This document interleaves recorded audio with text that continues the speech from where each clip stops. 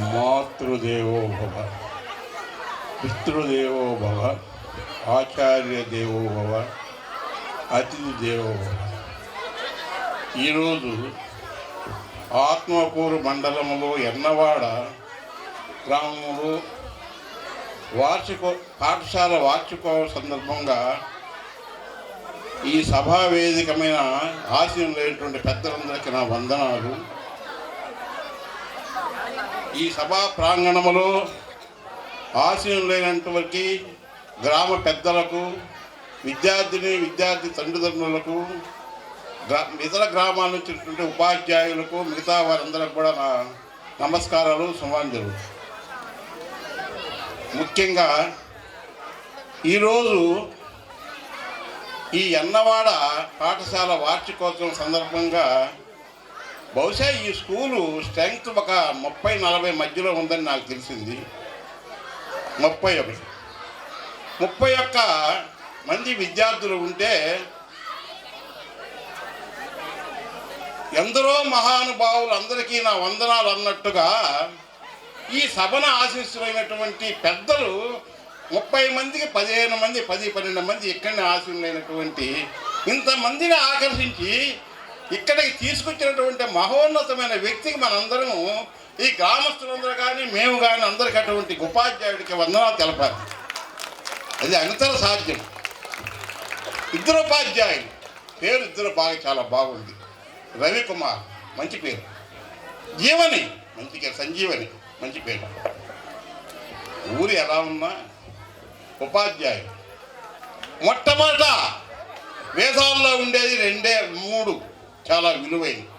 మాతృదేవోభవ, పితృదేవోభవ.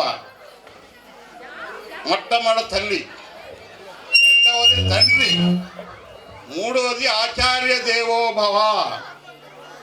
తల్లి తండ్రి 2 కన్నులైతే మూడవ నేత్రం గురువు గారు. జన్మనిచ్చిన తల్లి, పోషకుడైన తండ్రి, తర్వాత జ్ఞానాన్ని ఇచ్చినటువంటి గురువు చాలా మహనీయుడు. ఈ దేవుడు అనేవాడు తల్లిదండ్రులు, గురువు, దైవం, అతిథి దేవోభవ, ఆచార్య దేవో అన్న అందరి తర్వాతనే దైవం. వీళ్ళు కనపడే దేవుళ్ళు ఎవరు? తల్లి, తండ్రి, గురువు, వీళ్ళందరూ కనపడే దేవుళ్ళు. వీళ్ళగా ప్రతిదినము వీళ్ళని సహకరించి వీళ్ళని పెద్దం చేసి ఈ స్థితికి తీసుకొచ్చిన వాళ్ళకి ఈ పిల్లలు అనేవాళ్ళు తల్లిదండ్రుల్ని దేవుళ్ళగా భావించి వాళ్ళని గౌరవించాల్సిన బాధ్యత ప్రతి బిడ్డకి, ప్రతి మానవుడికి ఉంది. ఆ తర్వాత ఎంతో కొంత ఒక వయసు వచ్చిన తర్వాత జ్ఞానాన్ని ఇచ్చినటువంటి గురువు కూడా మనం వందనాలు తెలపాలి, మనం గౌరవించాలి. ఈరోజు ఈ ఎన్నవాడ స్కూల్లో అప్పర్ ప్రైమరీ స్కూల్ దాకా వచ్చి మళ్ళా అప్పర్ ప్రైమరీ స్కూల్ నుంచి 5వ తరగతి దాకా వచ్చింది అంటే కారణం మీకే తెలిసి ఉంటుంది. ఈరోజు ఈ స్కూల్కి వచ్చి రవీంద్ర కుమార్ అనే వ్యక్తి 31 మంది విద్యార్థులు ఉంటే వాళ్ళని ఎంతో తీర్చిదిద్ది మమ్మల్ని అందరినీ ఇక్కడ ఆహ్వానించి ఈ జ్ఞానాన్ని జనాలకి పంచుతూ, టీచర్గా ఉండేటువంటి వ్యక్తి జ్ఞానాన్ని పంచుతూ, మీరు కూడా మాకు గ్రామానికి జ్ఞానాన్ని అందించమనేటువంటి గురువులను ఇక్కడ ఆహ్వానించి మీకు ఈ స్థితికి తీసుకొచ్చిన గ్రామానికి ఆ రవీందర్ రెడ్డి గారికి ధన్యవాదాలు తెలపాలి.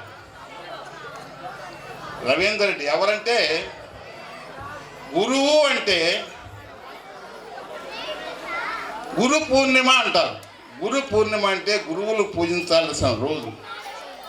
ఎవరైతే అజ్ఞానాన్ని నుంచి జ్ఞానానికి తీసుకొస్తారో, ఎవరైతే చీకటి నుంచి వెలుగులోకి తీసుకొస్తాడో వాడే గురువు. ఈ రవి చీకటి నుంచి వెలుగులోకి సూర్యుడు వచ్చినట్లుగా సార్థక నామధేయుడైనాడు రవికుమార్. ఈ స్కూల్కి రవికుమార్ అంటే రవి అంటే సూర్యుడు.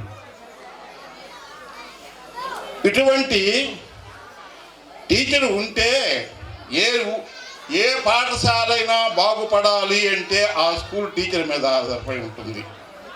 ఏ దేశమైనా బాగుపడాలంటే ఆ దేశం యొక్క రాజు మీద ఆధారపడి ఉంటుంది. యథా ప్రజా తదా రాజా. ఈరోజు పిల్లల భవిష్యత్తును తీర్చిదిద్ది ఈ స్థితికి పిల్లలారా దయ ఉంచి, పిల్లలారా మీ అందరికి ఒక మాట చెప్తా, మీ అందరికి ఆనందమైన పాటలు కూడా పాడతా. ఏంటంటే ఇంగ్లీష్లో ఇప్పుడు దాకా మీరు మాట్లాడినారు. నేను చదువుకునేటప్పుడు rain rain go away come again another day little John wants to play, little John wants to play, Jack and Jill and Jill came water and mill and Jack fell down and broke his crown. ఇట్లాంటి English కూడా నాకు పదాలు చెప్తా. పిల్లలారా మీరు చెప్పి కామ్గా ఉండండి, మాటలు వినండి.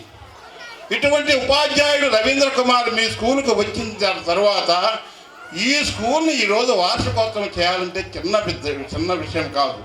గ్రామస్తులందరితో మమేకం కావాలి. ఒక రాజకీయ నాయకుడు కూడా చాలా కష్టతరమైన విషయం.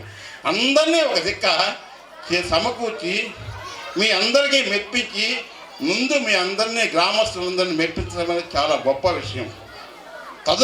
తదుపరి మిగతా గ్రామస్తులు మిగతా వాళ్ళందరినీ కూడా ఆకర్షించి వాళ్ళు ఇతోదకమైనటువంటి ఖర్చు జరుగుతుంది. ఈ స్కూల్లో ఖర్చు కావాలి. బహుశా ఒక 50,000 1,00,000 లోపల ఖర్చు కావాలి. దాన్ని కూడా సేకరించి ఈరోజు ఈ కార్యక్రమానికి ఇంత తీర్చిదిద్ది ఇంతటి స్థితిని ఏర్పరిచినటువంటి ఆ రవికుమార్ గారికి నాకు కూడా ఏమనిపించిందంటే నేను కూడా కొంత సహాయం చేయాలనేటువంటి భావన కలిగేటట్టు అతను చేసినారు. తర్వాత ఆయనకు తోడుగా ఆ మేడం కూడా అలానే ఉంది. వీళ్ళిద్దరు కలిసి ఈ స్కూల్ని ఈ విధంగా తీర్చిదానికి ఆ రవికుమార్కి ధన్యవాదాలు, ఆ మేడం కూడా ధన్యవాదాలు. ఇక్కడ వచ్చినటువంటి మిగతా ఉపాధ్యాయులు కూడా ధన్యవాదాలు. తర్వాత అక్కడ ఇచ్చినటువంటి చాలామంది నాకంటే పెద్దవాళ్ళు ఉన్నారు, వాళ్ళు మాట్లాడవలసిన అవకాశం ఉంది. కాబట్టి ఇంతటితో నా ఉపన్యాసాన్ని ముగించుకుంటున్నాను.